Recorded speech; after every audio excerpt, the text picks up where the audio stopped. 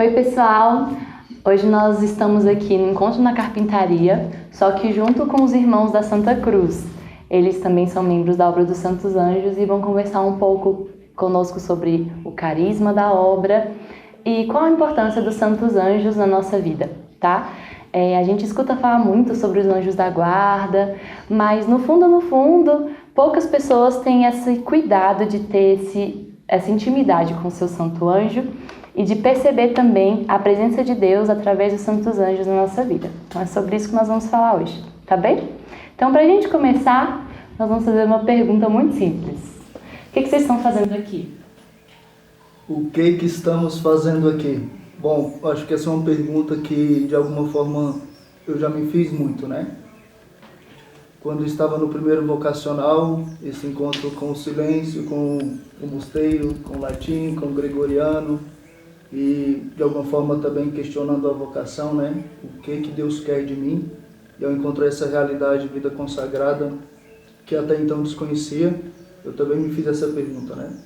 O que eu estou fazendo aqui? E posso dizer que ao longo da minha história vocacional, toda a formação que eu passei, essa pergunta sempre se voltou de novo, né? Quando eu entrei para a Ordem da Santa Cruz, por exemplo, né? Deixei minha família ao entrar para essa realidade diferente daquilo que estamos acostumados, né? E na minha primeira noite no mosteiro, aquela solidão, aquela angústia, né? Do novo, de entregar a vida a Deus, eu de novo ali no meu quarto eu perguntava, né? O que eu estou fazendo aqui? E depois, ao longo da formação, né?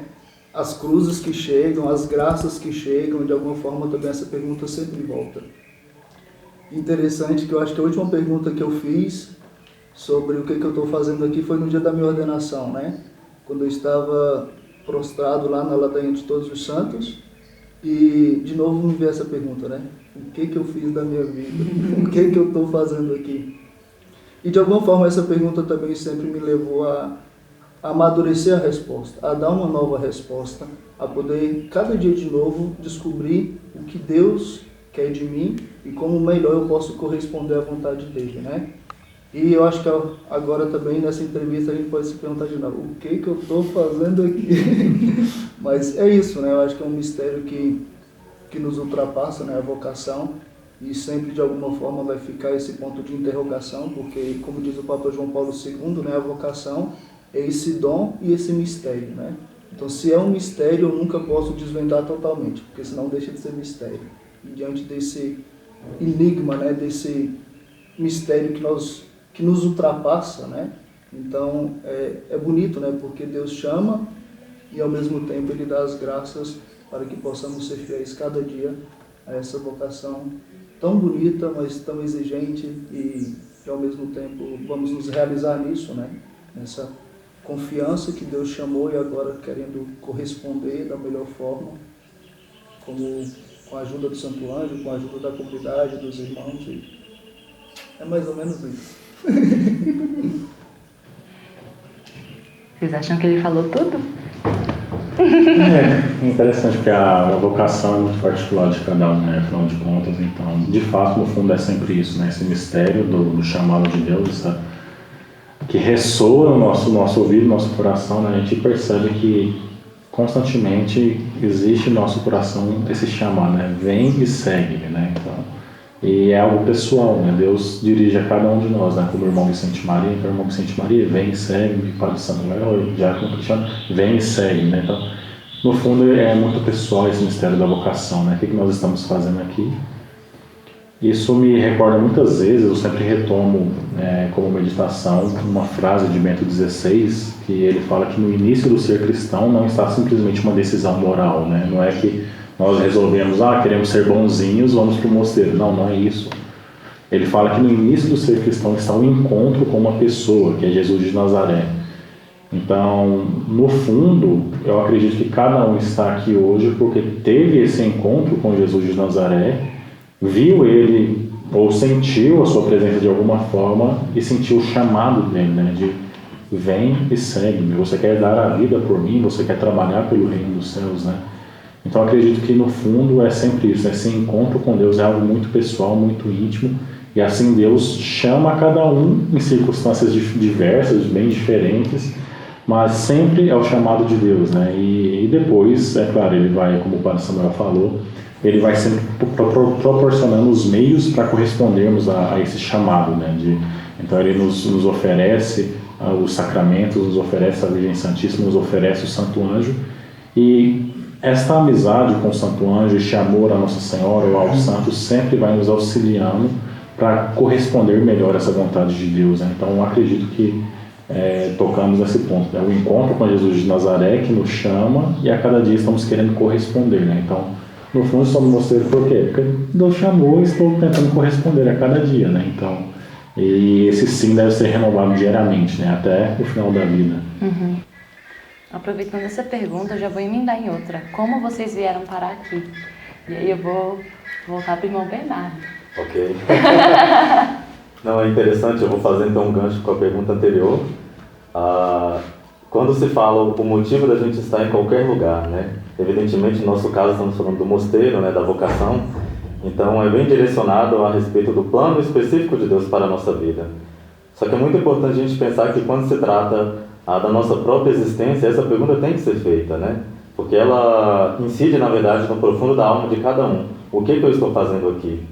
E quando a gente para pensar que todos nós somos criados por um plano amoroso de Deus, o sentido da existência é muito grande. E nós precisamos ser fiéis ao sentido da nossa existência.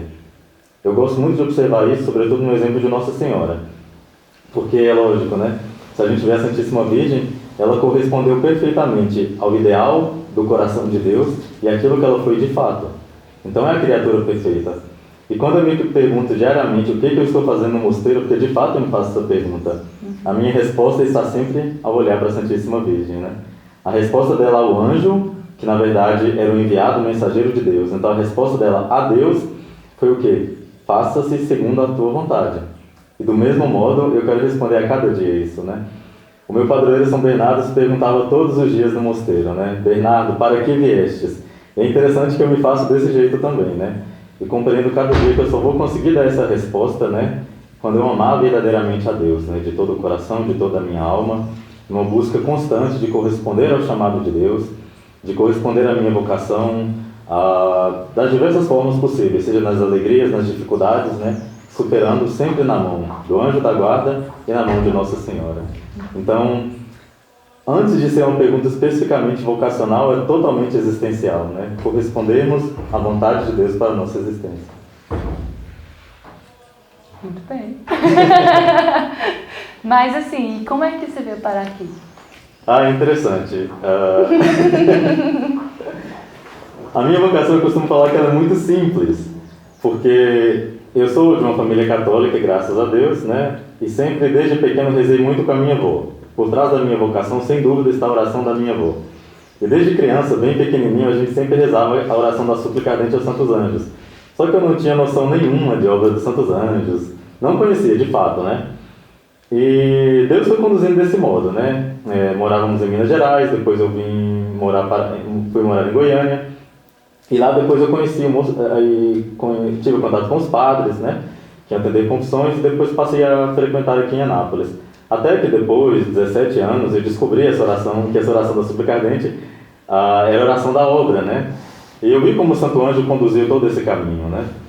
Desde criança eu senti um chamado à vocação, mas quando eu cheguei no mosteiro a primeira vez para fazer um retiro, não sei, para mim foi muito claro, né? Eu senti o toque da graça e falei, não, esse é o meu lugar. Então, assim, não tem um grande mistério, uma história tão romântica, né? Mas para mim é uma história muito linda, né? Porque eu vi que na simplicidade do meu dia a dia, da minha vida, dos estudos e tudo mais, Deus foi me conduzindo, né? Na mão do anjo da guarda, na mão de Nossa Senhora, e por trás realmente da oração da minha avó, né? Porque por trás de cada vocação tem uma maternidade espiritual, né? Isso é lógico, né? De todas as vocações. Isso é desse sustento da oração, né?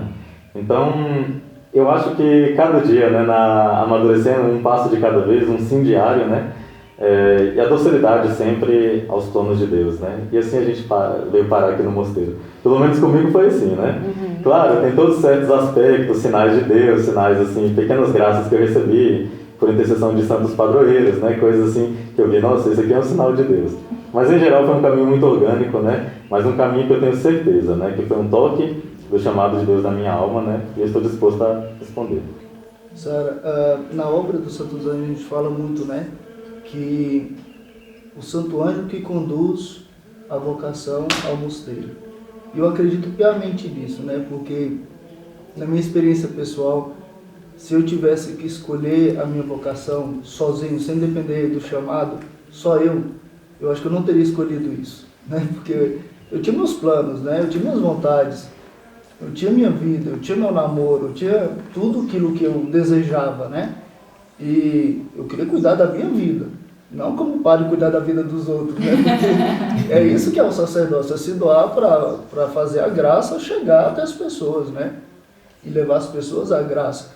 Mas assim, humanamente falando, é impossível alguém escolher ser padre, ser freira, né? Antes de tudo, aqui, na questão vocação, como eu falei, o Santo Anjo conduz para esse mistério, porque ele sabe qual é a vontade de Deus para o seu protegido, e ao mesmo tempo, né, nós vemos esse mistério que é a vocação, porque primeiramente é Deus que chama. Depois entra esse segundo passo que eu vou responder, e depois precisa um terceiro elemento, que é a igreja que vai confirmar o chamado e a resposta, com as aprovações. No meu caso, por exemplo, já sou sacerdote, diácono, 4º ano de teologia, 3º, 2º. Então, assim, a igreja foi aprovando. Quem é a igreja? Os superiores, os formadores, os professores. Então, eles vão dando os próximos passos nas aprovações e nós, do nosso jeito, com a nossa correspondência, no nosso dia a dia, com os nossos dons, com as nossas limitações, vamos dando o nosso sim e a igreja vai confirmando cada passo, né? Então, Deus que chama, a igreja que confirma, né? De alguma forma, essa relação, né? Do chamado e da minha resposta, né? E no final das contas, é tudo puro dom da graça de Deus, né? O que eu faço é só dizer meu sim, Deus faz o resto. Aliás, Deus faz tudo, eu faço o resto, né? Então... Essa é uma coisa muito engraçada, quando eu estava procurando a minha vocação, né? Que eu estava lá em Presidente Prudente, todo mundo aqui é perto da ordem, né? E Presidente Prudente é longe pra caramba. E foi muito interessante porque eu já estava mais ou menos decidido a ir pro seminário e do nada, 2 amigos meus apareceram com uma ideia de fazer experiência no mosteiro Belém, que é em Guaratinguetá, né? Perto de Aparecida. E eles foram para esse mosteiro, eles gostavam muito da Toca, a Toca tinha uma ligação grande com a obra de Santos Anjos. Depois eles voltaram e contaram tudo pra mim, assim, mas do nada, no momento certo, nossa, o mosteiro é muito legal, tal. Eu falei assim, então eu tenho que ir lá conhecer. Eles foram, entraram de fato no mosteiro e fizeram lá minha boa fama, eu consegui passar umas etapas lá do começo, né? E já fui direto para uma experiência vocacional. Gostei demais, foi até interessante quando eu estava saindo do mosteiro, voltando para casa, eu sentia como se eu estivesse saindo de casa. Foi uma experiência muito interessante. E aí quando eu voltei em casa, né, falei assim, não, é aquele lugar mesmo que eu vou. Juntei tudo e vim pro mosteiro, né. E esses 2 amigos meus foram embora. Isso é uma coisa muito interessante para mim, de ver como Deus fez todo um projeto ali, me colocou no mosteiro.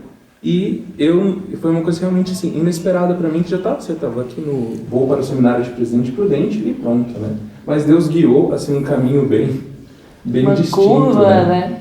E hoje eles são casados. E hoje são Que coisa, né? É o Pedro e o Caio, né? Sim, sim. Mandar um abraço pro Pedro e pro Caio. Aproveitar que a gente está aqui no nosso programa. E a gente falando sobre isso, né, de como veio parar aqui, não sei o quê, eu pensava muito também que se a gente não tem essa visão sobrenatural também, é impossível pensar na vocação, né? Eu estava numa aula de literatura um dia desses, e a professora estava falando algumas coisas, e aí ela falou de uma amiga dela, que era assim, assim, assado, mas ela resolveu virar freira, e que isso era uma pena. E eu fiquei assim, eu falei, nossa, velho... E aí ela falou, nossa, é muito bonito cuidar dos pobres, não sei o quê, porque provavelmente a comunidade dela é uma comunidade ativa, né? é muito bonito e não sei o quê, mas a gente não consegue entender. Aí eu pensei, né, e aquilo me gerou uma reflexão na aula de literatura, que a aula de literatura já é reflexiva, né? Mas aí eu parei e falei, não, agora eu vou pensar sobre isso, né? E a professora continuou falando, eu falei, nossa, realmente, se não tiver a visão sobrenatural, isso é loucura para as pessoas que estão lá fora, né? Para as pessoas que não têm essa visão de que é Deus quem chama, é Deus quem escolhe, né? E que isso não é um fardo, a pessoa não está ali porque ela não teve outras opções.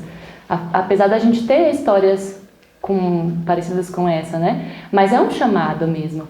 E aí, aproveitando isso que vocês estão falando, eu vou até passar para o irmão Juan Maria, que até agora está muito calado. Vocês pensam que ele é calado, mas ele não é. Como a gente pode escutar o chamado de Deus? Então, eu vou partir a partir da minha própria vida, né? Eu sou mais velho de 6 filhos, eu sou natural do México, né? Já o nome já revela um pouquinho. Então, eu vim de família católica, né? E a minha fé sempre foi forte. Minha mãe foi membro de um movimento chamado Neocatecumenado, e ali ela teve uma base boa na fé. Ela mesma também teve todo um momento de conversão, porque ela é americana, e ela tinha esta mentalidade que até foi dada na escola católica de pensar que o mais importante para uma mulher é a sua carreira, e nunca foi falado para ela a beleza da vocação de mãe, né?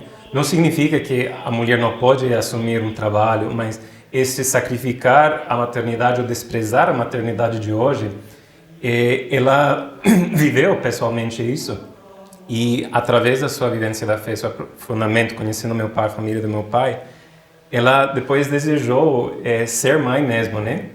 E claro, no movimento é muito promovido este desejo de ter vários filhos, né? Bom, com isso, então, tinha este fundamento católico, a gente sempre ia para a missa, tinha comunhão nos domingos, confissão frequente. A minha vocação particular, ela vem quando eu tinha 12 anos. Eu estava numa confissão, e ali nessa confissão o padre me falou uma coisa muito bela, que foi, agora eu te amo mais do que antes, né? Colocando essas palavras na boca de Nosso Senhor. Saí desse confessionário e diante do crucifixo que estava lá nesta paróquia, eu ouvi as palavras, você vai ser sacerdote, né? Foi um momento muito pessoal, cada vocação é diferente, como chega esta luz, como chega este chamado, mas eu sabia, era uma clareza, né? Não foi uma voz assim audível com os ouvidos, mas uma coisa interior. E com isso, então, foi o começo de procurar a vontade de Deus. Com 13 anos, meus pais vão separar, então minha mãe volta para os Estados Unidos, e eu tenho mais 5 irmãos, né? A gente vai parar na casa dos meus avós, vai ser uma coisa assim, bastante complicada, e no meio dessa dor toda, Deus vai usar tudo isso para suscitar uma vocação para a ordem. Justo nesse ano de 2007, quando meus pais se separaram, a gente começa a frequentar a paróquia, na qual os nossos padres davam assistência com missas e confissões semanal e até durante a semana, né? Eu falo nos domingos, né, também. Com isso, já logo nesse momento, que é julho de 2007, eu começo a participar da minha primeiro retiro na obra dos Santos Anjos, que era um retiro para homens com seus filhos, né? Então, como meu pai não estava, meu avô me levou. Ali eu comecei a participar, e depois, todos os anos, até eu entrar no mosteiro em 2011, eu participei deste retiro. Com isso, eu começo a também frequentar em 2010 de um grupo de jovens com uma congregação chamada Miles Christi. E lá, então, eu começo a fazer direção espiritual. É muito interessante como Deus também coloca as pessoas certas no momento certo, porque eu comecei a fazer direção espiritual com um padre, e eu falei, não, eu gostaria ser padre, e eu gostaria de entrar, talvez, na vida religiosa. O padre me falou, não entra na vida religiosa não. Olha, esse era um padre religioso me falando. É melhor entrar na diocese. Olha, eu conheço uma diocese aqui nos Estados Unidos que eles usam batina, é muito boa. E eu falei, ainda não sabia que era chamado a ordem, né? Mas eu falei, mas tem a ordem dos cônegos regulares da Santa Cruz, eles têm um seminário lá no Brasil. Eles dizem, no Brasil. Ele é argentino, viu? Argentino também, viu? É, preconceito. Ele diz, Não confia em argentino. ali, ele diz, mas nem em Roma é bom. Tudo ali. Olha, isso foi por 2 meses. Deus, por providência, para guardar a minha vocação, colocou outra pessoa nesse lugar. E foi o padre John Esrati. E eu, até hoje, João Esrati, ele é um sacerdote excelente. Ele é ainda superior nesta casa. E ele me começou a dar direção espiritual. E ele, então, começou a ouvir todo o meu percurso, todas as minhas dificuldades, dúvidas. E ele me começou a acompanhar. Mas não me falou, você tem que entrar lá, você tem que entrar lá. Então, quando que eu cheguei a conhecer a minha vocação, de novo, assim, cada pessoa é diferente. Nenhuma pessoa é igual como ela conhece a sua vocação. E não somente para o sacerdócio e vida religiosa, mas para qualquer outra vocação, seja ser consagrado no mundo, seja ser solteiro, seja a vida casada, né?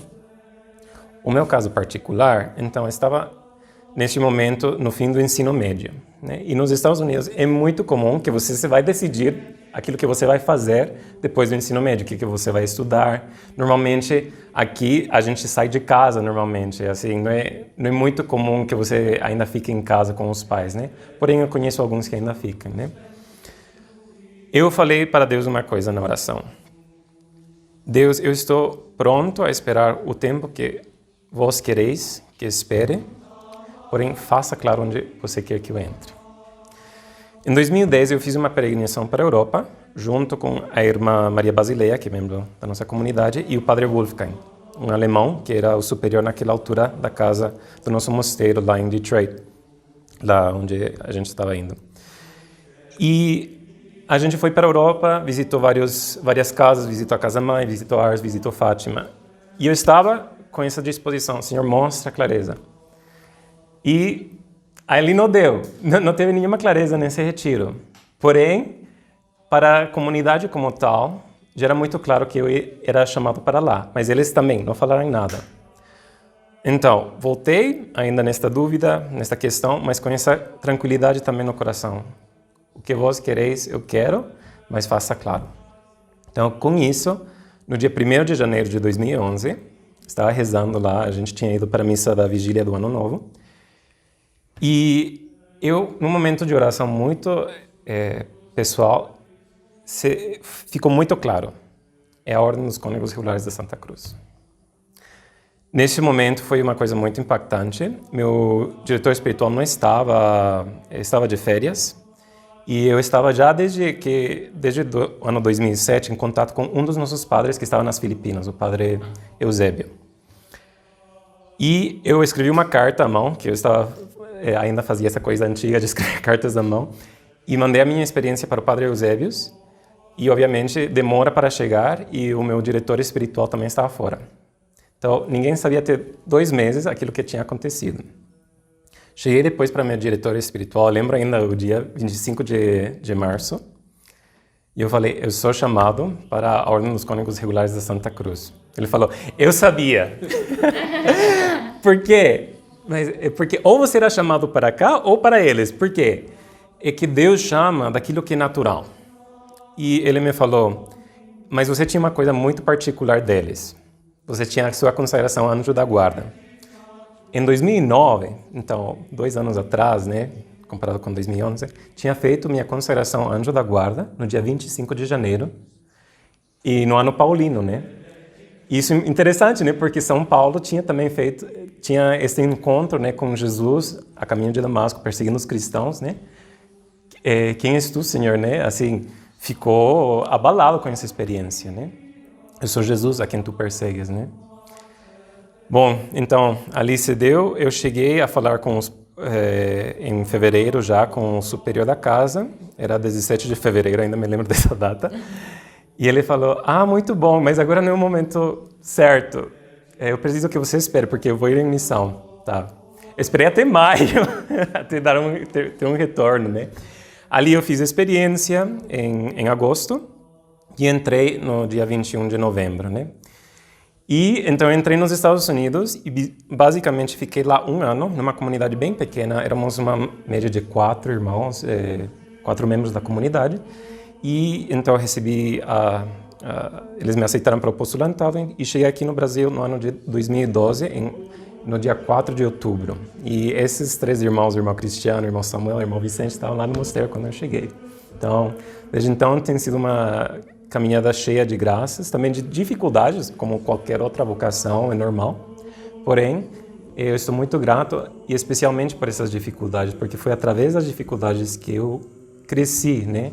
E também dei meu sim quando era difícil, né? E peço a Deus, obviamente foi a sua graça que me sustentou, e peço que Ele me continue a sustentar até este momento e o futuro. Realmente, cada um tem uma história, né? É só Muito também bom. nesse ponto que você tinha tocado, né? Como surgiu essa vocação ou como podemos alimentar essa vocação. É interessante porque conheço o Padre Samuel já há bastante tempo, né? Antes mesmo de entrarmos na ordem, nos conhecíamos. É interessante porque normalmente no mosteiro, quem entra aqui, qual é a forma normal de se alimentar espiritualmente, né? Seria adoração eucarística, amor à Nossa Senhora, este amor ao Santo Anjo e os sacramentos em geral, né? Então o Padre Samuel e eu nos encontrávamos várias vezes. Tinha um sacerdote em Goiânia que fazia muita adoração eucarística, tinha um grande amor à Nossa Senhora. Então nos encontrávamos com ele várias vezes, né? E então ali nós tínhamos um momento de confissão, tínhamos um momento de adoração eucarística, um momento de Santa Missa, momento de amor à Nossa Senhora. Então assim, é interessante porque os sacramentos e essa vida de oração, essa intimidade com Deus é o fundamento de toda a vocação, né? Então, quer fazer um bom discernimento vocacional, quer alimentar a sua vocação, quer chegar a um claro discernimento de qual é a sua vocação e também quer ter firmeza nessa vocação, faça isso. Adoração eucarística, amor à Nossa Senhora, frequência dos sacramentos.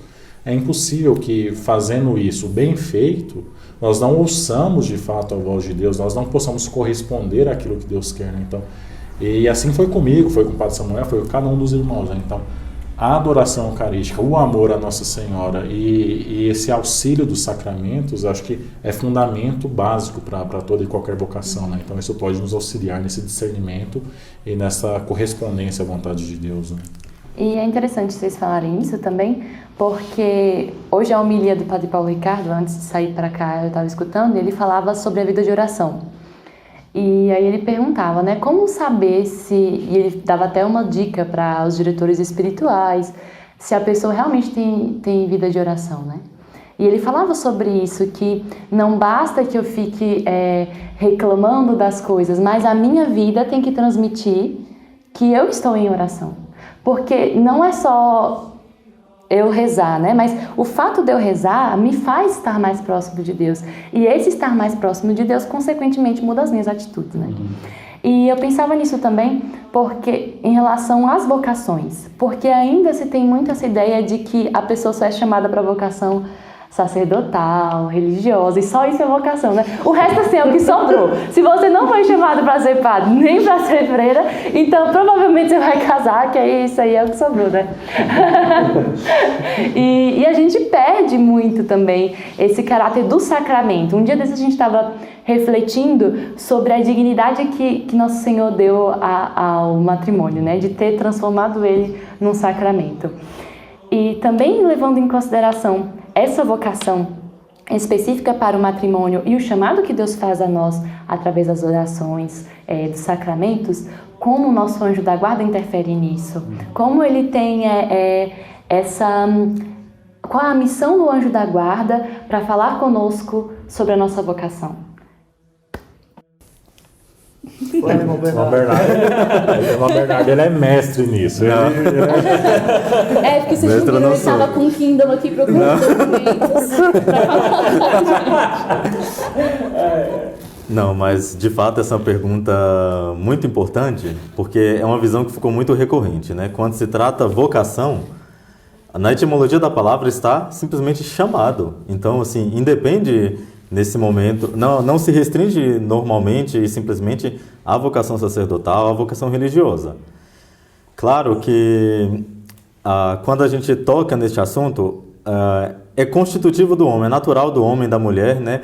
A tendência assim, à união. Então o matrimônio, de forma visível, expressa isso de forma mais clara, né? De forma assim, muito mais palpável, né? Segundo o próprio mandato do Senhor, né? A união do homem e da mulher que se tornarão uma só carne. Mas vocação, em sentido amplo, né, é o chamado de Deus específico para cada um. Então ele vai ser realizado conforme a vontade de Deus e conforme a resposta de cada um. Só que uma coisa que é fundamental que você tocou são os meios, os auxílios que Deus nos dá. E um dos auxílios da graça é justamente o Santo Anjo da Guarda, né? O Santo Anjo da Guarda, nós precisamos mudar muito essa noção do meu anjinho da guarda. A verdade é que o Santo Anjo é um ser muito poderoso, é um ser muito perfeito, né? Em intelecto, em vontade, em tudo aquilo que ele é, enquanto criatura, é muito superior ao homem, né? Então ele tem uma visão muito mais clara da vontade de Deus. Ele realmente é um ser temível, é um ser muito grande, santo, né? E que nos foi dado por Deus como auxílio. Ele não é nosso servo, ele é servo de Deus em nós. É muito diferente. O Santo Anjo contempla Deus em nossa alma, o mistério de Cristo em nossa alma. Por isso que o Santo Anjo ele é muito reverente diante de cada pessoa, diante de cada vocação. Porque ele sabe que conosco, juntos, somos co-servos, né? Somos membros, amigos, irmãos, e todos servimos a Deus. E como ele é muito perfeito, conhece o plano de Deus, a vontade de Deus para ser protegido, é o nosso melhor amigo deste modo, né? É o mais próximo de nós e poderá nos conduzir de fato à nossa vocação. Então é muito importante a gente cultivar por meio da oração, por meio dessa consciência clara de Deus e do anjo da guarda, da presença real do anjo da guarda ao nosso lado todo momento, né? Saber que a intenção dele é o quê? É nos conduzir para Deus. E ele vai nos conduzir, sobretudo, através da nossa vocação, que não tem um meio mais certo de salvação do que o cumprimento fiel da nossa vocação. E o anjo da guarda quer nossa salvação. Deste modo, ele vai falar por diversos sinais, pelas pessoas, pela direção espiritual, que é fundamental, ou mesmo uma inspiração que nós temos, uma intuição, também pela igreja, que é fundamental, né? Sobretudo pela igreja, na verdade, né? A confirmação da igreja. Só que isso é importante voltar àquilo que você falou antes, né? Ter o olhar sobrenatural a respeito da vocação, né? O nosso coração tem que estar o tempo inteiro em Deus e nossos pés aqui na terra. Esse equilíbrio é muito importante para a gente olhar toda a realidade do mundo com um olhar sobrenatural, mas sem se apartar totalmente do mundo, porque Deus nos quer aqui e que nos santifiquemos aqui. É interessante se a gente olha a nossa vocação, por exemplo, sacerdotal, religiosa, né? A vocação religiosa, ela toca no que há de mais nobre no homem, né? A castidade, a obediência, a pobreza, a natureza, se a gente se deixa levar simplesmente pelo aquilo que é mais instintivo, mais baixo, ela grita quanto à castidade, grita quanto à pobreza. O nosso orgulho grita diante de ter que obedecer. Mas, ao mesmo tempo, isso que pode ser uma pedra de tropeço, quando a gente confia ao anjo da guarda da nossa vida, isso se torna, na verdade, a pedra angular da nossa vocação. E há coisa mais bela, né, do que você usar a sua liberdade para entregar aquele que te criou, aquele que te deu a graça da vocação, né? Então, é muito bonito, quero voltar a Nossa Senhora. Ali se realizou verdadeiramente a plenitude da liberdade, né? Em o quê? Em ela voluntariamente alienar a sua vontade a Deus, né? Entregar a sua vontade a Deus. Diante do chamado de Deus, diante da pergunta do anjo, né? Livremente ela respondeu. Então ali foi o máximo da liberdade, né? Ela entregou tudo. Parece um paradoxo, mas de fato é assim, né? A liberdade só se realiza plenamente quando a gente se dispõe a entregar tudo. Essa é a plenitude da liberdade. E isso é o olhar sobrenatural que a gente tem que ter, né? E é o olhar do anjo da guarda, né? Os anjos que permaneceram fiéis, entregaram tudo a Deus e agora estão aqui, né? Olhando Deus em nós, né? E nos conduzindo no cumprimento dessa vontade santa. Sara, tem uma passagem na Sagrada Escritura que eu acho muito bonita, né? No final do livro do Apocalipse, quando o anjo mostra a Jerusalém Celeste para São João, e ele vê no anjo a presença de Deus. Então ele está pronto a se prostrar, para adorar o anjo, com a ideia de estou adorando Deus. E o anjo fala, não faças isso, sou servo como tu, né? E é interessante porque o santo anjo é esse servo que está antes de tudo para fazer a vontade de Deus e quer nos conduzir a esse mistério do serviço. E sua pergunta, né, para como conduzir ao mistério da vocação, como o santo anjo faz isso? E se você pegar esse bloco do Catecismo da Igreja Católica amarelo, quando se fala sobre os 7 sacramentos, os 2 últimos sacramentos, ordem e matrimônio, vai falar justamente que são os sacramentos do serviço. Os 3 primeiros estão relacionados à iniciação cristã, sacramentos da cura e sacramentos do serviço. Ou seja, o sacerdócio e a pessoa casada, o esposo e a esposa, só se realizarão como pessoa servindo. E servir é um dom, é uma graça. Porque assim, hoje o mundo quer colocar a pessoa como aquele que é patrão, que manda, que exige. Mas o serviço não me diminui em nada. Ao contrário, né? Eu me torno semelhante ao nosso Senhor que serviu, a Nossa Senhora que é a serva do Senhor. Falai, Senhor, que o vosso servo escuta, o profeta Samuel. E tantos profetas, tantos apóstolos, tantos santos se realizaram servindo. Então nossa vocação, né, se realizará nessa finalidade, né, servindo a Deus e a igreja. E encerro também essa fala aqui, né, nesse sentido, porque hoje tem muitas pessoas frustradas. Eu pensava que não tinha tanto não, até me tornar padre. É sério, as pessoas são muito egoístas, não? Elas querem tudo para si, já não são mais capazes de falar para Deus: o que o Senhor quer de mim? Em que irei me realizar servindo? Sabe? E os jovens hoje, às vezes pegam crianças, adolescentes com 13, 14 anos, com depressão. Em 2015 saiu uma pesquisa em Portugal, do remédio que mais saía das farmácias era remédios antidepressivos. Ou seja, os jovens não têm mais em que aplicar a vida, em servir uma sociedade, em servir a vida religiosa, ao sacerdócio, ao matrimônio, né? Jovens que, desculpa se eu vou ofender alguém, mas que namoram 10 anos e ainda não sabem que isso é vocação matrimonial, ainda tem dúvida. Dúvida de quê? Ou fazer um discernimento vocacional de 10 anos de discernimento vocacional. Ou o discernimento vocacional é um estágio, eu passo por isso, em vista de uma finalidade, da vocação para eu servir, né? Não é um estado de vida o discernimento vocacional. O namoro é um estado permanente, é uma passagem em vista de um noivado para o matrimônio, para eu servir. E o Santo Anjo quer me levar a isso, de maneira concreta. Namoro, noivado, casamento, discernimento vocacional, entrada, várias etapas, ordenação, agora para o serviço. É isso, vocação. É coisa muito concreta, né? E às vezes a gente esquece essa realidade, né? De que minha vida só se realizará servindo. E nesse sentido ainda, opa! Foi muito rápido. Imaginando que nesse sentido aí tem uma coisa muito legal sobre o Santo Anjo e a vocação, porque uma vez que a gente descobre, poxa, eu me sinto chamado ao matrimônio, à vida do sacerdócio, vida religiosa, dentro dessa vocação ainda tem o seu chamado pessoal, o seu chamado específico, né? E o anjo da guarda é esse que sabe o seu nome diante de Deus, né? Ele que vai te guiar a você também encontrar dentro dessa vocação, que a gente pode olhar de um âmbito mais geral, dessa vocação matrimônio, sacerdotal, religioso, ainda o que é o seu chamado particular, aquilo que você de fato tem que servir as pessoas, né? E é interessante ver, como ele falou, que nesse serviço a gente vai encontrar nossa felicidade, né? E o anjo está nessa ajuda para nós, né? Não, é só um gancho que eu queria pegar também novamente a respeito da fidelidade, né? É interessante que a gente associa primeiramente essa virtude ao Santo Anjo, né? Porque diante da prova dos anjos, os que permaneceram fiéis, né, provaram da glória de Deus. Os infiéis foram condenados, né, por livre vontade. Mas a fidelidade é uma pedra muito importante no nosso caminho, em todas as vocações. Porque acho que o Papa Bento XVI falou, né, fidelidade é outro nome para o amor. E como você falou no início da questão da vocação matrimonial, a gente tem que recordar a grandeza e a beleza do que é o matrimônio, né? Como o Papa João Paulo II colocou o matrimônio como base da família, a família base para todas as vocações, né? Então a gente tem que ter noção de que o plano de Deus se realiza na família e se realiza no matrimônio. E como é importante esse sentido de serviço, de doação, de fidelidade. Porque a doação, na verdade, o se desgastar, o derramar o seu sangue, o suar, na verdade, é condição fundamental para o ser humano, né? Porque ele sai de si e ele mostra o que é mais nobre em si mesmo, que é o quê? Que é o próprio fato de se doar e de amar o outro.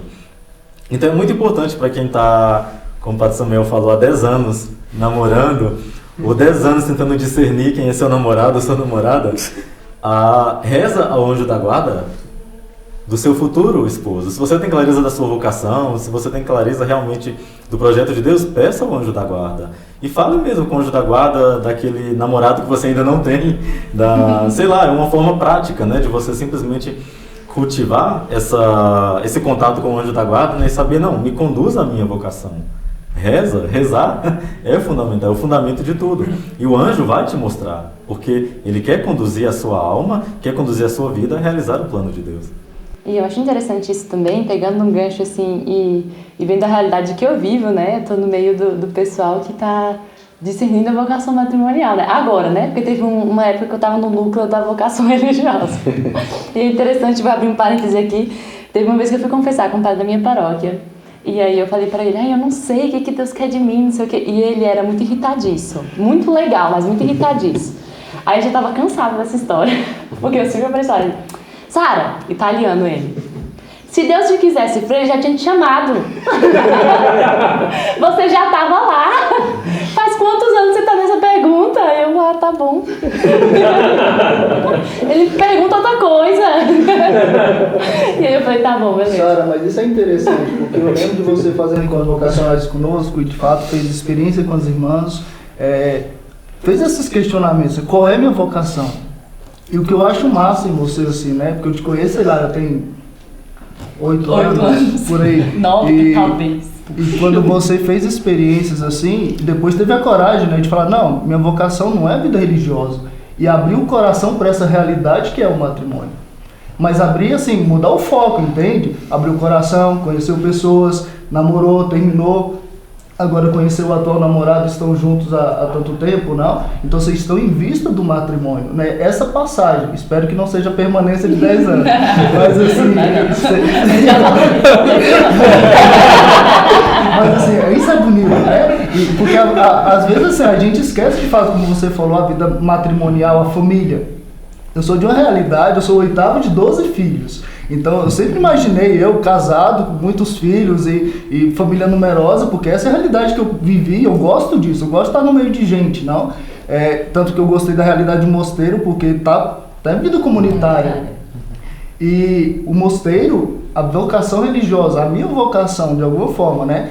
Eu sou muito grato aos meus pais, né? Porque antes de eu dar o meu sim a Deus, o sim à ordem, o sim à minha vocação, eu recebi um sim bem generoso dos meus pais. Seja para cada filho o seu sim, mas também a generosidade de não se doar na família, no matrimônio, com simplicidade, né? Eu nunca tive dos meus pais presentes caros ou coisa do tipo, mas eu tinha o essencial para poder discernir minha vocação. A família, a oração em família, o poder estar em comunidade, o poder ter uma base sólida para poder discernir minha vocação e dar o meu sim depois. É interessante, quando eu vou em casa, minhas irmãs chegam, ajoelham e falam, me dá a bênção. Aí eu dou a bênção. Abençoe essa água e sal. Abençoe a casa. Faça isso. Então assim, é um sustento para a minha vocação, né? Saber que a minha família venera o sacerdócio. Não porque eu sou padre, assim, mas o sacerdócio em si, a oração, a igreja católica. E agora, de alguma forma, também se honra, né? Porque agora dessa família de 12 filhos, Deus chamou o 8º, né? O pior de todos chamou, né? Para o sacerdócio. E pronto, né? É uma consequência a minha decisão, o meu chamado, a minha resposta da minha família, né? Naturalmente. E é interessante que uma vocação gera outra vocação. Claro que gera. Um sim gera vários outros sims. E acho que a gente não tem tanta consciência disso, né? E é até bom não ter, né? O Senhor acho que vai guiando. Eu lembro que a irmã, uma vez, a irmã Teotônia me disse que se a gente tivesse consciência de todas as graças que o Senhor nos dá e o tanto que Deus age através de nós, a gente se envaideceria. Então é melhor não saber, né? E aí, aproveitando isso que vocês estão falando também, e a vivência que eu tenho, né, nesse círculo, eu percebo também que tem gente que fica naquela expectativa, né? Por exemplo, já descobriu que a vocação é matrimonial. Aí fica, nossa, eu só vou realizar minha vocação quando eu encontrar o meu José, ou então o cara, né? E aí fica naquela questão de, eu só vou conseguir viver minha vocação quando eu encontrar, né? E claro, se a vocação é matrimonial, sim. Só que parece que a pessoa vive numa constante angústia porque não chega naquele momento. E parece que enquanto não conhece esse rapaz, enquanto não se casa, ela não pode ter uma vida na presença de Deus, né? Ela não pode viver a vocação dela no mundo. E eu lembro que quando eu era mais jovem também, algo que me consolava muito nesses minhas confusões era saber que a minha santa de devoção, cliquei aqui. Beata Chiara Lute, ela morreu, só que ela não realizou a vocação em si, né? Tipo, ela não foi casada, ela não foi freira, e ela foi santa. E aí eu tive um estalo, calma aí, mas o que realmente é estar na presença de Deus? O que realmente é viver a minha vocação? Então o Senhor me chama hoje a estar com Ele, né? E aí o resto Ele vai guiando conforme eu me abro. E aí eu já aproveito isso para fazer uma outra pergunta aqui na nossa entrevista, que me veio agora, que eu lembrei de algumas coisas que a gente vê também muito no mundo, a gente que está ali no meio. Por que fazer a vontade de Deus? Afinal de contas, para que fazer a vontade de Deus? Porque a gente vive num mundo também onde as pessoas querem ser muito independentes, né? E eu até vi um artigo do site do Padre Paulo ontem. Você não sabe o que é melhor para você. Aí eu falava, meu Deus, que interessante, né? Olha o título. Aí eu falei, eu preciso ler esse texto. Você não sabe o que é melhor para você. E eu pensava nisso, porque hoje todo mundo fala, eu sei o que é melhor para mim. É a minha vida, né? É a minha escolha. Então é tudo meu. Por que fazer a vontade de Deus? Por que escutar o anjo da guarda? Por que servir? O irmão Vicente quer responder agora. Vamos para esse lado. Em si, essa é uma pergunta interessante, mas é a pergunta fundamental que deveríamos fazer, né? Porque acho que antes disso, de perguntarmos por que fazer a vontade de Deus, é perguntarmos por que estamos aqui, por que estamos nesse mundo, né? Então, é uma pergunta mais existencial, né?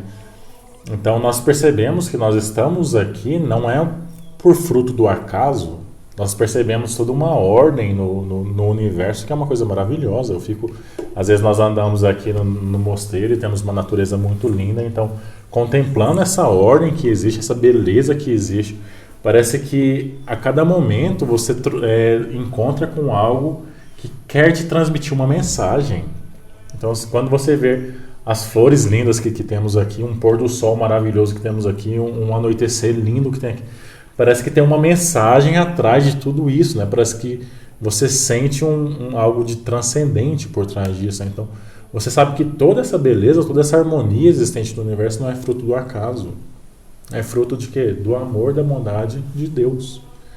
Então, contemplando isso, bom, existe um Deus. Bom, mas quem é esse Deus? Então, entramos agora nesse âmbito da intimidade. Bom, eu sei que existe um ser maravilhoso. Agora, quem é esse ser maravilhoso?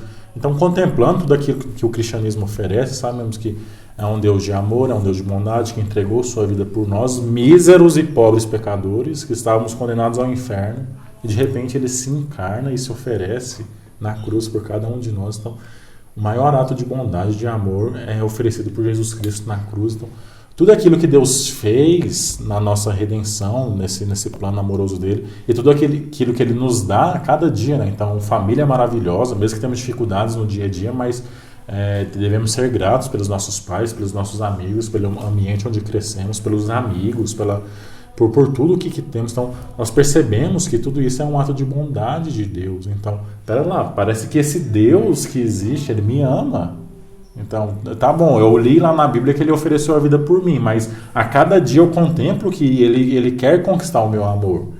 Então, eu acredito que por que fazer a vontade de Deus entra nesse âmbito de intimidade, de algo pessoal, né? De correspondência a um amor. Afinal de contas, tudo na nossa vida é isso, né? De que Deus tem o melhor para cada um de nós.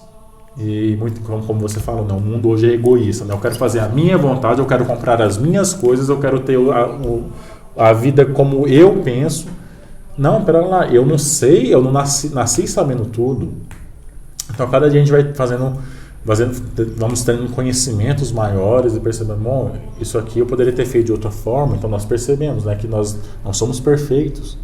Mas existe um Deus de bondade que sabe tudo para a nossa vida e tudo aquilo que é necessário para sermos felizes. Então, afinal de contas, por que fazer a vontade de Deus? Porque só ali nós podemos ser felizes. Nós podemos realizar-nos plenamente. Ah, mas Deus quer você num sacerdócio e você vai ter que sofrer dando a vida. Mas Ele sabe que você vai se realizar nisso. Ah, Deus me quer como pai e mãe de família, mas eu não aguento cuidar de 2, 3, 4 meninos. Mas ali você vai se realizar. Então, assim, por que fazer a vontade de Deus? Porque Ele é amor, é bondade e Ele sabe o que é melhor para cada um de nós. Então, somente assim nós podemos ter a felicidade plena e fazendo essa vontade de Deus, nós chegaremos àquilo que nós falamos tantas vezes aqui, né? Santidade. Santidade essencialmente é o quê? Fazer a vontade de Deus. Então, por que fazer a vontade de Deus? Para sermos felizes, sermos santos. Então, Deus tem o melhor para cada um de nós, né? Então, basta acolhermos essa vontade de Deus a cada dia e fazê-la concretamente, né? É difícil, não é fácil não. Não é fácil de suportar uns irmãos como esses aqui, mas não é fácil. Mas, nossa, valeu, hein? Mas Mas então a gente se realiza nisso. Então assim, a gente brinca, a gente conversa, então a vontade de Deus se concretiza na nossa vida e assim somos felizes, né? Então esse é o porquê, né? Sara, quando eu era estudante, eu ajudava nos retiros e tudo, aí o Padre Fidelis já me colocava para atender colóquios, né? Ainda como seminarista. E essa questão, né? A vontade de Deus, para quê, como, né? Uma vez chegou um jovem para mim, totalmente depressivo assim, nem lembro mais o nome, de onde que ele é. E sofria demais, tadinho, né? Depressivo, tinha acabado de terminar o namoro dele. E enquanto ele falava, dava vontade muito de rir. Porque faltava um dente na frente. Assim. Faltava um dente na frente e eu falava, como que eu vou orientar essa pessoa para vocação matrimonial, não? Escutei tudo e tal. E no final do colóquio eu olhei para ele e falei assim, olha, é necessário uma coisa, é necessário você arrumar seu dente. E ele parou, me olhou assim e tudo. Eu falei, por quê? Porque se você arruma o dente, você vai ficar com a aparência melhor. Você vai depois rezar. Quem sabe depois você encontra a sua futura esposa, né? Tem como depois construir algo depois disso. Porque às vezes a gente acha que a gente vai construir a nossa vocação de uma maneira tão abstrata, tão elevada, que ninguém alcança. Então, quando a pessoa já arruma o dente, já melhora a aparência. Sério, a graça constrói sobre a natureza, né? Então, assim, tem pessoas que não se arrumam, não cuidam da beleza física, né?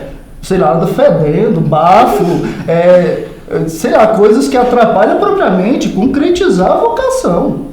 Se arrumar, ou vai tomar um banho bom, né? Vai passar um perfume, vai ter boas amizades, né? Vai viver uma vida com qualidade, né? Que é saudável isso. Por exemplo, eu conheci o irmão Vicente Maria antes da ordem, né?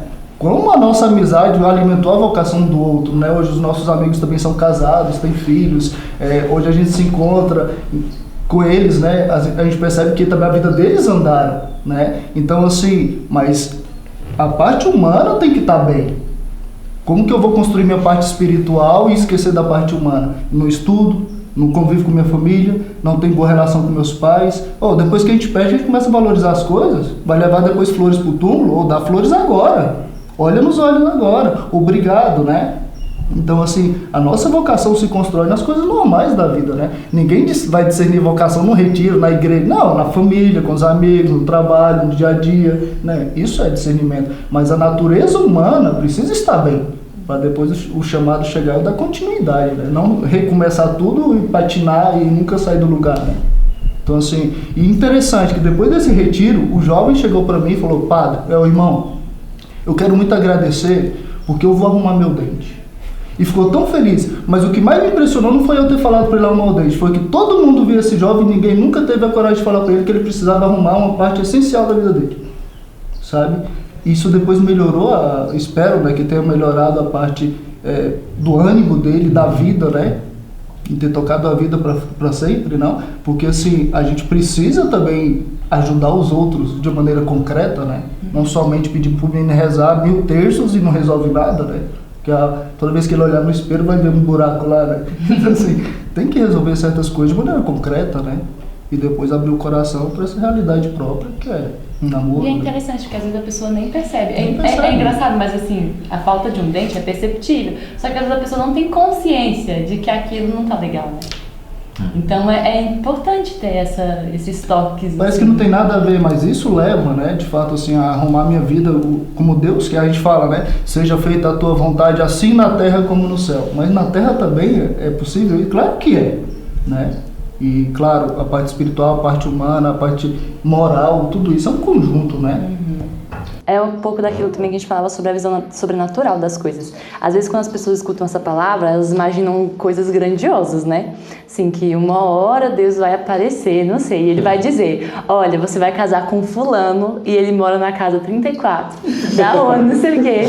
Né? E também tem muito aquela questão que as pessoas pensam, né? Eu estou predestinada a casar com fulano. Eu falava, quando eu conheci o Danilo, a gente conversava, porque o meu sonho era casar com um italiano. Eu tinha isso na minha cabeça. E eu lembro que o Danilo sempre falava, tá, olha, eu só não sou italiana. Dá cidadania pra ele, sabe? Mas é interessante porque a gente também queria um bocado de coisa na cabeça. Eu não digo nem sobre essa questão de imaginar, sei lá, um ator de cinema ou coisas assim que a gente também acha, né? Que também tem uns meninos aí que é mais normal do que tudo e quer casar com Gisele Bündchen, né? Aí tem essas coisas também.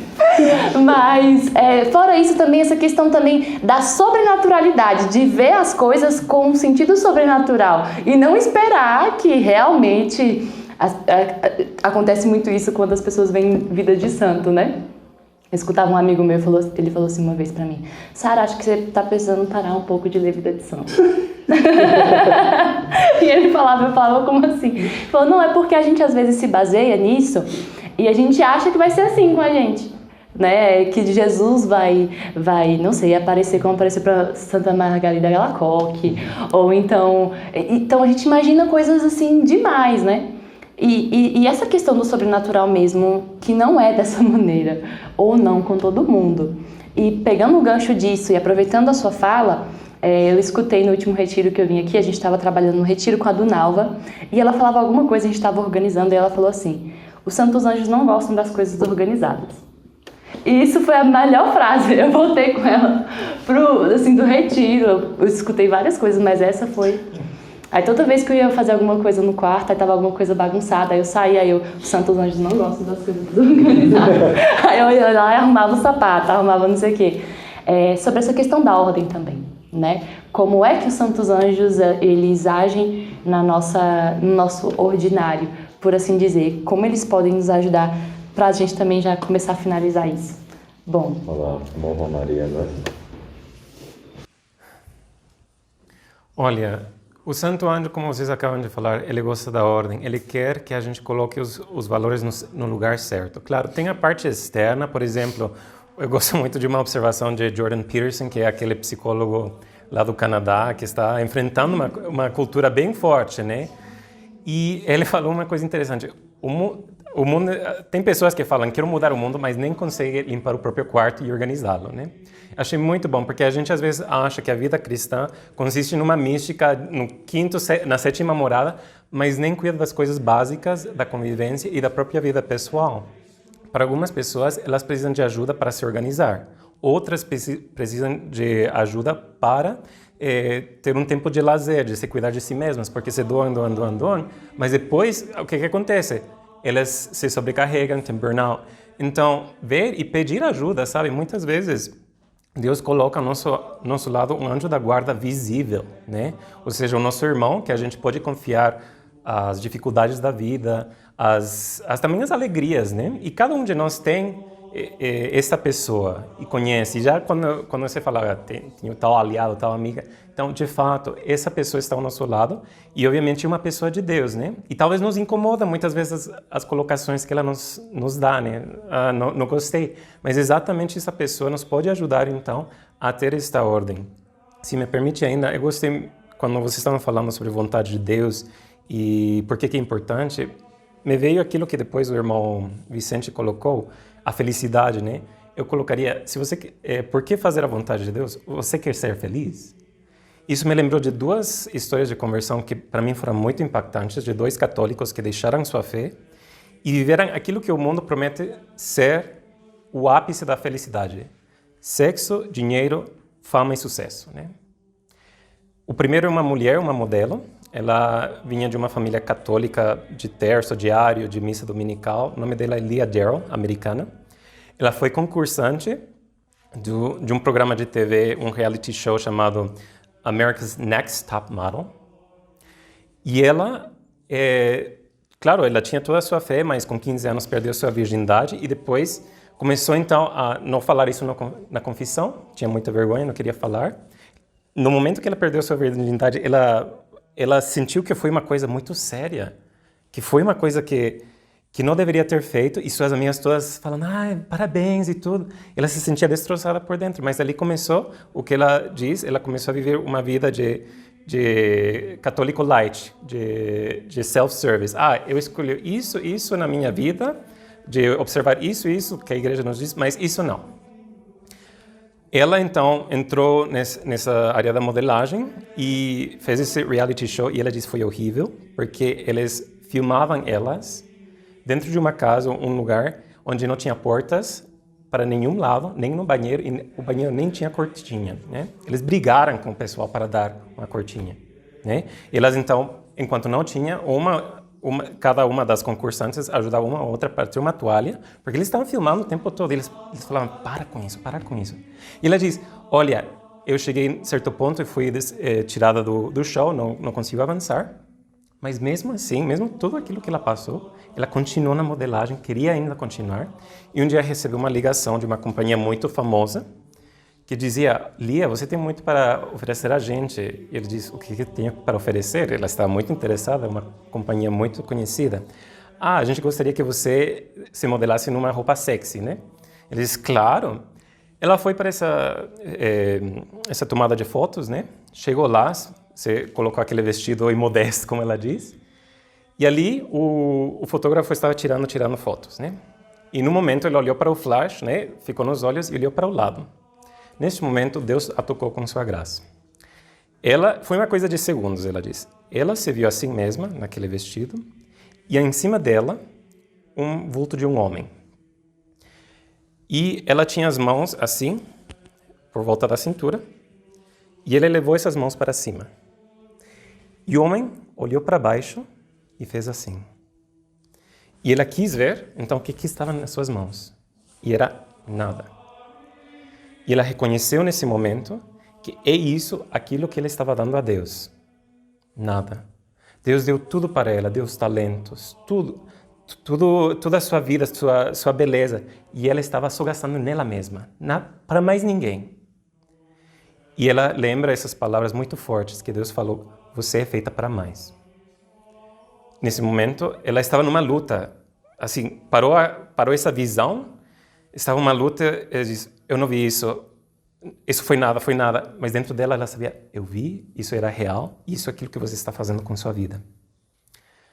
Ali o fotógrafo falou, Lia, focaliza, a gente está quase terminando. Ele disse, não consigo mais, não posso fazer isso mais. O quê? Não, mas a gente já está terminando, não, eu vou sair. Aí eles começaram a brigar com ela. Ela disse, eu não vou fazer mais parte disso aqui. Ela estava com a mão na porta, eles muito zangados com ela, né? Estavam com muita raiva. Ali, nesse momento que ela tinha a mão na porta para sair do estúdio, ali alguém falou, se você sair daqui, você vai ser mais ninguém. Você vai ser um João ninguém.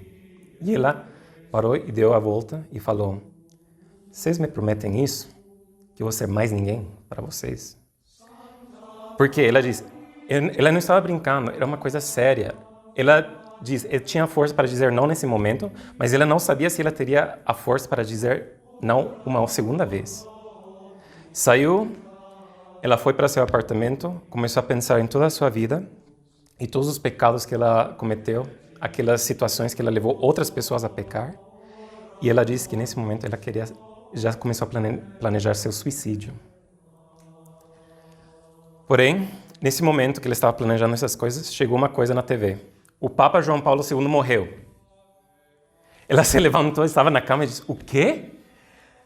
Como que você me abandona neste momento que mais te preciso? Você sentiu a única católica no mundo que tinha feito isso. E disse, como você me abandona? Ali ela ligou para seu pai e falou, pai, se você não vem pegar sua filha agora, eu vou perder a minha alma. O pai ficou em silêncio. Falou, vou pegar você, estou indo. Né? Ali depois o pai chega, né, depois de alguns dias, e leva ela e diz, oi, como vai? Ela pensou que ele ia brigar com ela, né? Ele diz, não, a gente vai visitar coisa tal, vamos ir para lugar tal, mas primeiro você vai para a confissão. Ela diz, mas ela foi, e foi a partir desse momento que então teve toda a mudança da sua vida, continuou a sua formação que tinha deixado para modelagem, e ali se envolveu depois na área de palestras nos Estados Unidos, nessa área da castidade, modéstia, é muito bom, gosto muito dela. O segundo, se vocês me permitem, ainda é uma história de Joseph Warren. Ele é um podcaster, ele foi católico, mas que virou ateu. A história dele é fantástica. Ele era um de 6 filhos, o pai era da Marinha, mãe católica, e eles tinham uma vida feliz até os 8 anos, né? O pai era muito fervoroso, ele fez soldados de oração dos filhos, né? Porém, com 8 anos, assim, quando ele tinha 8 anos, a mãe decide divorciar, porque não aguentava mais. Ele era muito duro, o marido, e toda essa vida de esposa, indo de lado para lado, foi muito difícil. Ali, então, foram 2 anos de lutas de custódia, quem que ia ficar com os filhos. E ele, com 8 anos, então, viu muitas coisas, viu muita agressão verbal. E ele fez uma promessa inconsciente. Eu nunca mais vou deixar-me ser amado por ninguém. Com 19 anos, ele se envolve com outros homens de negócios e monta uma empresa que já nos primeiros 4 meses conseguem $500 mil, e depois de 4 anos eles tinham $2 milhões. Um menino de 19 anos com tanto dinheiro, o que ele fez? Gastou tudo em festa e mulheres. Depois desses 4 anos, ele viu que os seus colegas não faziam as decisões certas, não investiam bem, então ele decidiu desmembrar e ele tinha ainda bastante dinheiro. E o que ele fez? Gastou em quase $2 milhões em festas, em mulheres. E ali ele começou a perder tudo. Os amigos começaram a sumir, o dinheiro sumiu e as mulheres também sumiram. Nesse momento, um amigo dele, protestante, o chama para um culto lá na sua igreja pentecostal na quarta-feira. Ele diz, eu não quero ir, não. Ele diz, mas vai ser bom, vai ter... Ele sabia aquilo que ele gostava. Vai ter 100 meninas solteiras lá e bonitas. Ele diz, a que horas que é?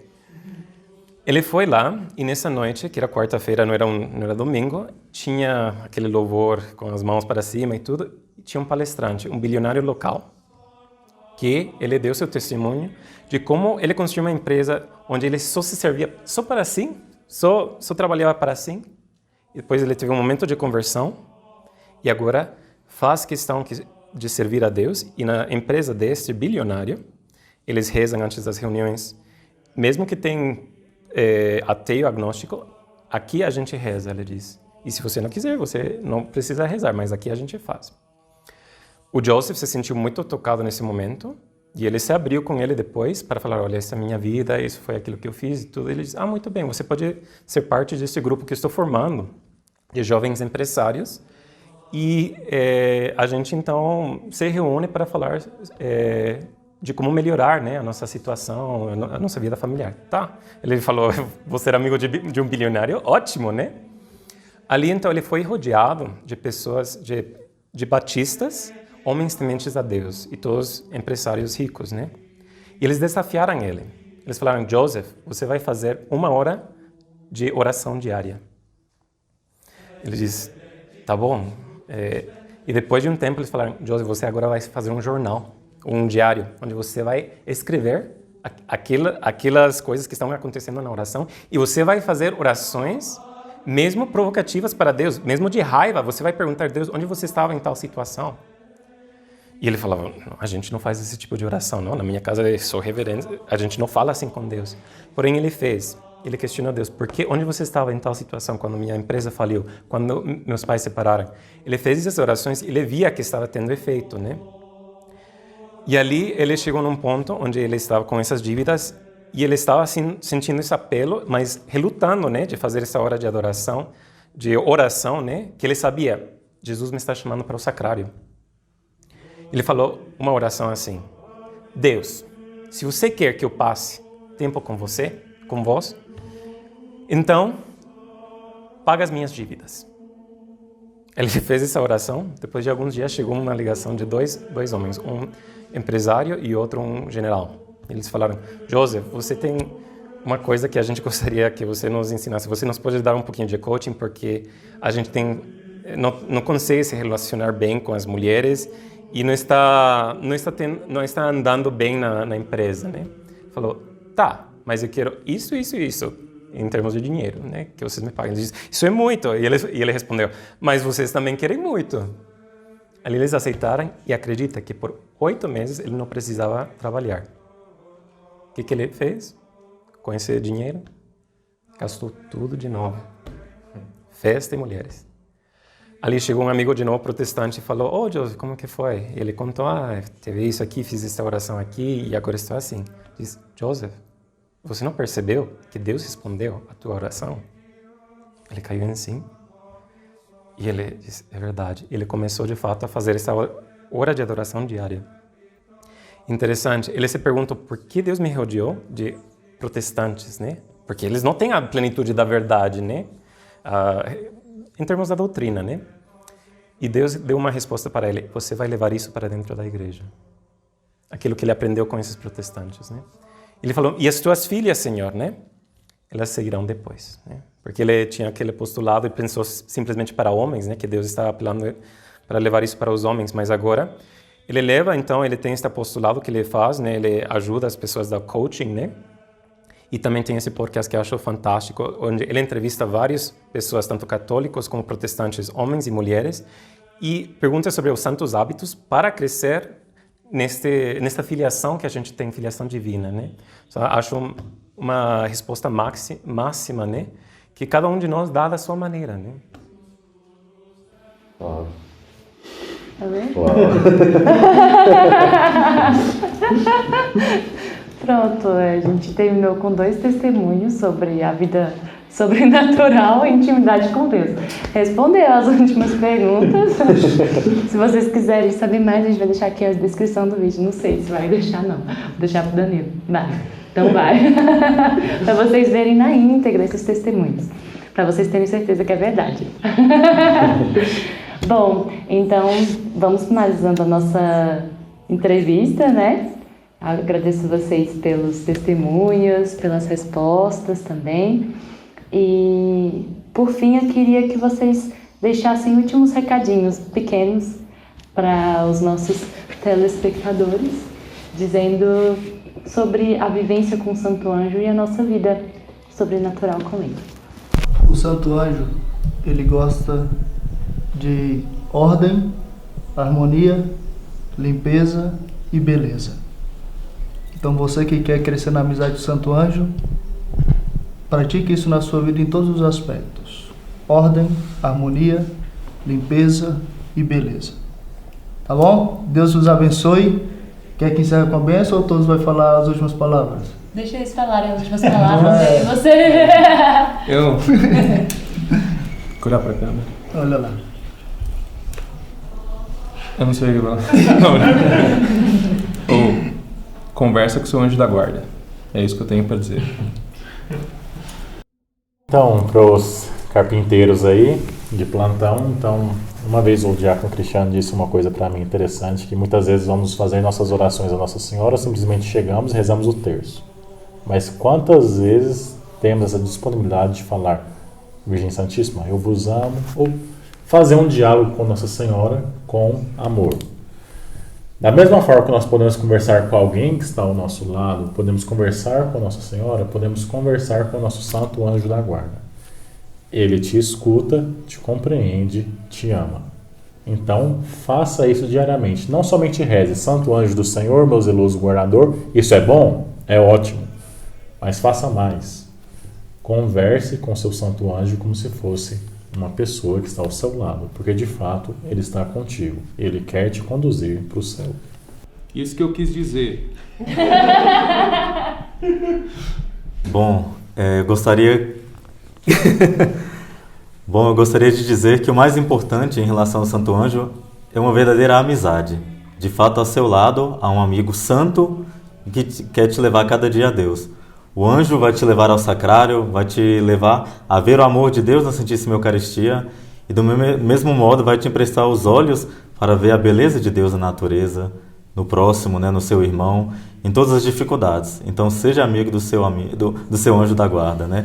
É verdadeiramente um amigo santo, né, e que abre o seu coração para Deus. E nunca se esqueça de que tudo é graça, né? Eu acho que as palavras mais apropriadas para este momento é aquelas palavras do anjo a Nossa Senhora: não tenhais medo. Esse convite que os santos anjos e nosso anjo da guarda nos fazem: não tenhais medo, né? Porque Deus está conosco. E se vocês quiserem conhecer mais sobre os santos anjos, é só virem aqui. Ou também pode acompanhar no nosso YouTube. Nós temos lá, estamos fazendo a catequese sobre os Santos Anjos, youtube.com/Obra de Santos Anjos. E também convido para a novena aos Santos Arcanjos, a partir do dia 20 de novembro. Bom, então eu vou fazer minha propaganda. Eu faço a minha propaganda também, que temos o nosso Instagram, né, @jovensoar, então pode acompanhar tudo lá também. Muito bem, se vocês quiserem fazer o retiro, é só também entrarem no site que eu vou deixar aqui embaixo.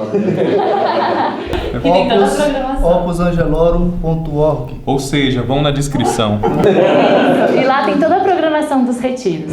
Agora a sua bênção, tá? O Senhor esteja convosco. Ele está no meio de nós. Pela imposição das minhas mãos neossacerdotais, por intercessão da bem-aventurada Virgem Maria e São José, São Miguel, São Gabriel e São Rafael, os vossos santos anjos da guarda, abençoe-vos o Deus Todo-Poderoso, o Pai, o Filho e o Espírito Santo. Amém. Um grande abraço. Dá o like aí e compartilha. Tchau, Tchau, tchau.